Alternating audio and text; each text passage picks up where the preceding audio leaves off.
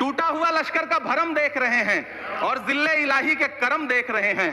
ताकत का नशा अक्ल पे हावी है तुम्हारी, तुम देख न पाओगे जो हम देख रहे हैं। और इस अन्याय का खामियाजा आपको महाराष्ट्र, हरियाणा और झारखंड के चुनाव में भुगतना पड़ेगा। इमरान प्रतापगढ़ी।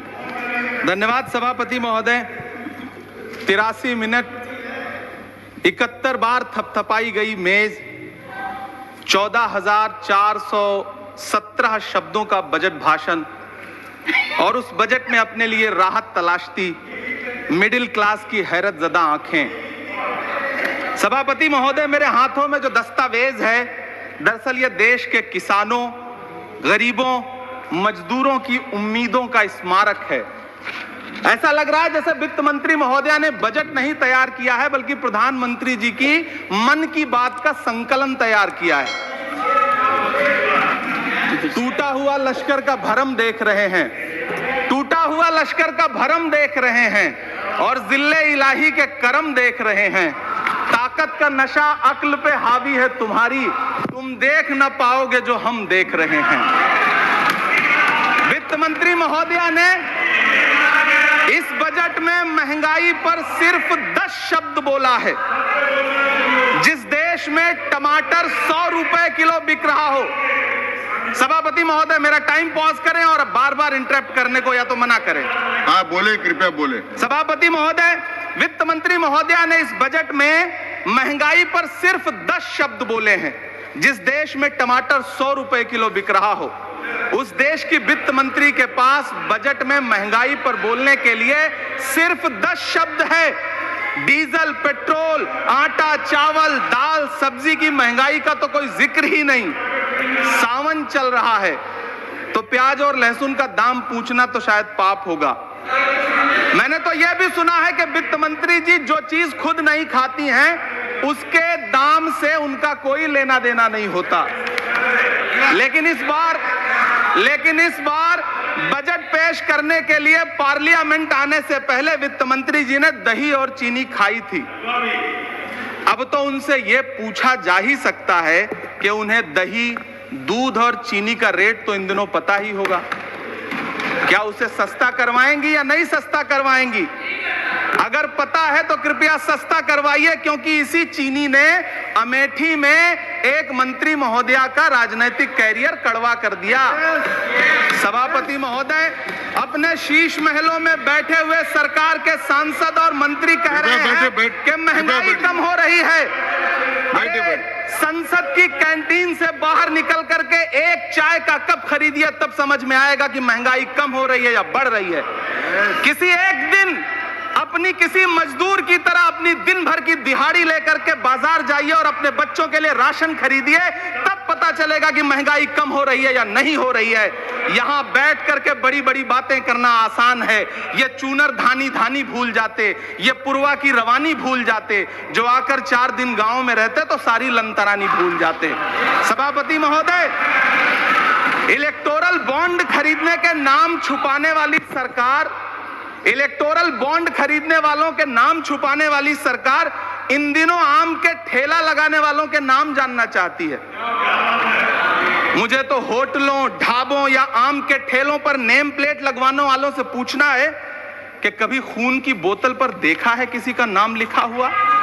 मुझे पूछना है कि क्या कोरोना के दौरान अपनी उखड़ती हुई सांसों के लिए ऑक्सीजन तलाशने वाले किसी इंसान ने ऑक्सीजन लाने वाले किसी इंसान से पूछा था कि ऑक्सीजन लाने वाला इंसान हिंदू है या मुसलमान है?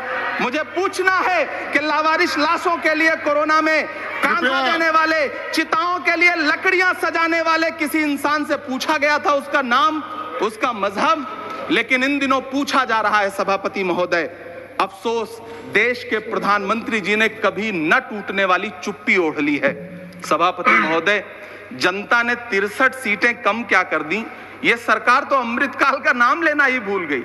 ये भूल गई है अमृतकाल को, ये भूल गई है मनरेगा को, ये भूल गई है मौलाना आजाद नेशनल फेलोशिप को, ये भूल गई है मणिपुर को, ये भूल गई है महाराष्ट्र को। मुझे गर्व है कि मैं राज्यसभा में महाराष्ट्र का प्रतिनिधित्व करता हूं। महाराष्ट्र जो देश की आर्थिक राजधानी है, जो टोटल कॉर्पोरेट टैक्स का 40%, इनकम टैक्स का 32% और जीएसटी का 20% इस देश को देता है। उस महाराष्ट्र के लिए इस बजट में एक शब्द नहीं है। आप बैठ जाए। सभापति महोदय, आखिर महाराष्ट्र से किस बात का बदला लिया जा रहा है? महाराष्ट्र में लोकसभा चुनाव में बाबा साहब अम्बेडकर के संविधान को बचाने के लिए वोट क्या कर दिया? प्रधानमंत्री जी तो महाराष्ट्र से बदला लेने पर उतर आए। अब तो शायद उन्हें याद भी ना हो यवतमाल का वो दाभड़ी गांव जहां 20 मार्च 2014 को वो किसानों के साथ चाय पर चर्चा करने गए थे और उनकी किस्मत बदलने के सपने दिखाए थे। उसी यवतमाल में पिछले 6 महीने में 132 किसानों ने आत्महत्या की है। सभापति महोदय, महाराष्ट्र में हर महीने 209 किसान आत्महत्या कर रहे हैं। राज्य सरकार द्वारा सौंपा गया आंकड़ा बताता है कि 1 जनवरी से 31 मई के बीच 1046 किसानों ने आत्महत्या की है। लेकिन अफसोस, इस बजट में महाराष्ट्र के किसानों के लिए कुछ भी नहीं है। किसानों से चिढ़ी हुई सरकार ने बजट में किसानों के एमएसपी की लीगल गारंटी नहीं दी। लेकिन याद रखिएगा, जो किसान का नहीं वो हिंदुस्तान का नहीं। सभापति महोदय, मुझे वित्त मंत्री जी से पूछना है कि वो जो कुछ साल पहले 100 स्मार्ट सिटी बनाने का ढोल पीटा गया था, सुना है उस ढोल में पानी भर गया है, इसीलिए आपने उसका नाम बदल करके सिटीज ऑफ ग्रोथ हब्स रख दिया है। अच्छा है, नाम बदलने का खेल खेलते रहिए। आपकी कई सरकारें तो इसी वजह से चल रही हैं। इस सरकार को पढ़े लिखे लोगों से दिक्कत है सभापति महोदय, इसीलिए इस सरकार ने यूजीसी का बजट 66% कम कर दिया है। वाह री सरकार।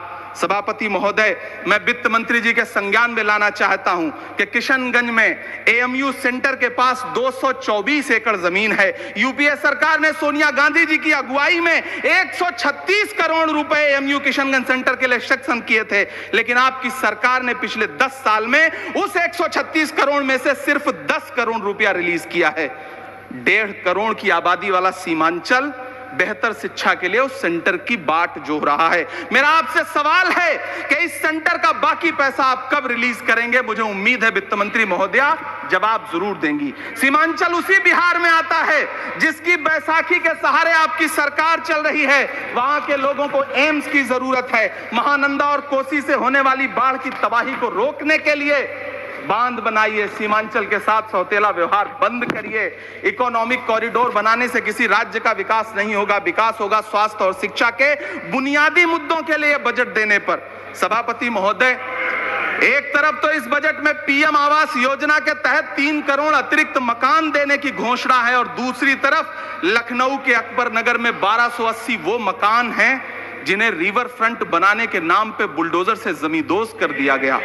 सभापति महोदय, लोग चीखते रहे, बच्चे बिलखते रहे, वसुधैव कुटुंबकम का नारा लगाने वाली सरकार इंसानों के घरौंदे उजाड़ कर जश्न मना रही है। सभापति महोदय, मेरा बहुत भावुकता के साथ देश के प्रधानमंत्री से सवाल है कि इन उजड़ते हुए मकानों और बेघर होते हुए घरों को देख करके आपको नींद कैसे आती है, आप सो कैसे पाते हैं? मेरा सवाल है इस देश के प्रधानमंत्री से, या तो लोगों के घरौंदे उजाड़ना बंद करिए या फिर करोड़ों मकान बनाने की झूठी घोषणाएं करना बंद करिए। यह बजट झूठ का पुलिंदा है। यह बजट आपके पिछले साल के बजट का कट कॉपी पेस्ट है।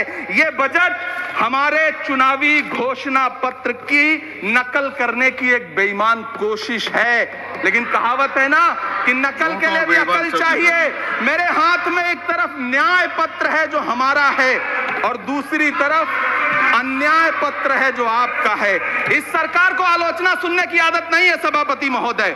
जब आप इनसे सवाल पूछिए तो ये कहते हैं कि आप बताइए 70 साल में आपने क्या किया है। मैं तो इस सदन में कहना चाहता हूं सभापति महोदय कि हमसे 70 साल का हिसाब मांगने वालों, जो सरकार अपना चलाया हुआ 2000 का नोट 7 साल नहीं चला सकी, वो हमसे 70 साल का हिसाब मांगती है। सभापति महोदय, मैं अंत में आपसे यह कहना चाहता हूं, यह बजट बैसाखी पर टिकी हुई सरकार का कुर्सी बचाओ बजट है। इस बजट में राज्यों के साथ, किसानों के साथ, नौजवानों के साथ, महिलाओं के साथ, देश के मिडिल क्लास के साथ अन्याय किया गया है और इस अन्याय का खामियाजा आपको महाराष्ट्र, हरियाणा और झारखंड के चुनाव में भुगतना पड़ेगा। सभापति महोदय, इस सरकार ने नोटबंदी लगाकर देश की आम जनता की पूंजी कृपया छीन ली। बैठे बैठे नहीं बोले, गब्बर सिंह कृपया। टैक्स लगा करके छोटे व्यापारियों के कारोबार छीन लिए, पेपर लीक करवा करके युवाओं की आंखों से नौकरी के सपने छीन लिए, अग्निवीर लाकर देश के जवानों की उम्मीदें छीन ली, बुलडोजर लगाकर लोगों के आशियाने छीन लिए, महंगाई लाकर देश की जनता की थाली से निवाले छीन लिए और नारा लगाया कि हम तो सेवक हैं, 18-18 घंटे काम करते हैं। इन्हीं लोगों के लिए किसी ने शेर कहा है कि जो सच और झूठ में दूरी है वो दूरी समझते हैं, सियासी हाकिमों की हम भी मजबूरी समझते हैं, वो अपना हक समझते हैं निवाला छीन लेने को, डकैती को बहुत से लोग मजदूरी समझते हैं। हमें पता है कि कैसी मजदूरी की जा रही है। सभापति महोदय, मैं यहां खड़ा होकर के अंत में आपसे कहना चाहता हूं कि इस बजट में तमाम राज्यों के साथ अन्याय किया गया है, इस बजट में युवाओं के साथ अन्याय किया गया है, महिलाओं के साथ अन्याय किया गया है और खास तौर से महाराष्ट्र के लिए कुछ नहीं रखा गया है। महाराष्ट्र बाढ़ से जूझ रहा है, पानी बरसने से वहां 1500 से ज्यादा लोग मारे गए हैं। उस शहर को, उस राज्य को 4000 करोड़ के पैकेज की जरूरत है ताकि जो फसलें बर्बाद हुई हैं लोगों को राहत दी जा सकी। लेकिन अफसोस इस बजट में महाराष्ट्र के लिए ऐसा कुछ भी नहीं है। मैं आखिर में यह कहना चाहता हूं कि पिछले 7 दिन से इस बजट का बड़ा ढिंढोरा पीटा जा रहा है, इसे महान बताया जा रहा है, लेकिन कौन महान बता रहा है? सत्ता पक्ष के लोग, उन्हें तो बताना ही है, क्योंकि मैं अवध क्षेत्र से आता हूं, प्रतापगढ़ से, नीरज भाई भी अवध और पूर्वांचल से आते हैं। वहां एक कहावत है कि बिटिया की तारीफ किसने की? बिटिया की महतारी ने, यानी कि बेटी की प्रशंसा किसने की? मां ने। तो इस बजट की तारीफ सत्ता पक्ष करे तो करेगा ही, लेकिन विपक्ष के एक भी सांसद से आप पूछिए कि क्या उसके राज्य को कुछ मिला है, तो वो ये कहेगा कि नहीं, कुछ भी नहीं मिला है। बहुत बहुत धन्यवाद सभापति महोदय।